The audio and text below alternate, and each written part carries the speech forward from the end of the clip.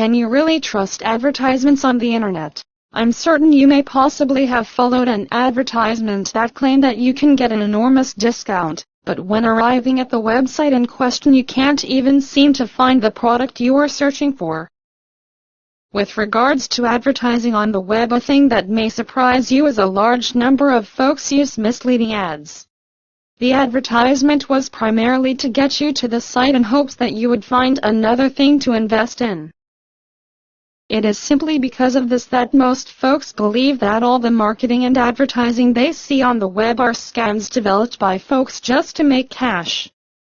Regardless of how you look at it, loads of folks are going to wind up being very upset with you and your website when you are not providing the product you are advertising. Whether or not this is something which is actually illegal is one thing, but it is definitely something which is just not right. It's quite common that people will only see these ads once, and they're traditionally on a website that you would probably not typically go to. Even if you only follow this advertisement once, you must realize that hundreds or even thousands of other men and women will follow this link.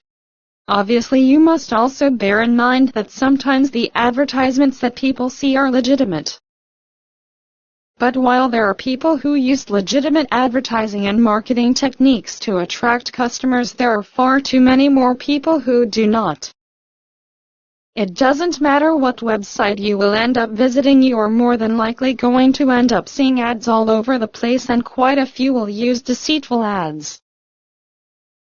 One more thing you may find when you arrive at a site after following an advertisement is you need to enter your email address before you can see the product advertised.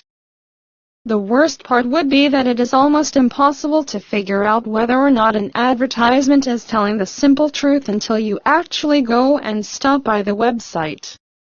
The websites that you discover that are just looking for an email address, and they're willing to send you something for free, or other things that you might want to try and avoid.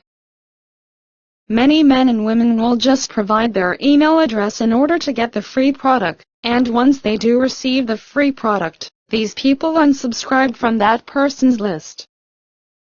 Remember that if you don't find the product advertised on the first page you visit, these folks are probably trying to trick you.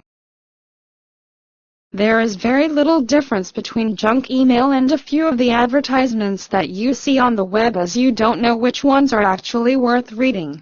The biggest reason individuals place advertisements on the net is mainly because they're trying to get you to buy one of their products, so the majority of these should be ignored. For those of you who are familiar with internet marketing and advertising, you are well aware of the reality that after you get someone on your email list, you are able to make plenty of money from them. Some advertisements you might see and a number of the emails you might receive make you wonder whether or not you wish to actually read them.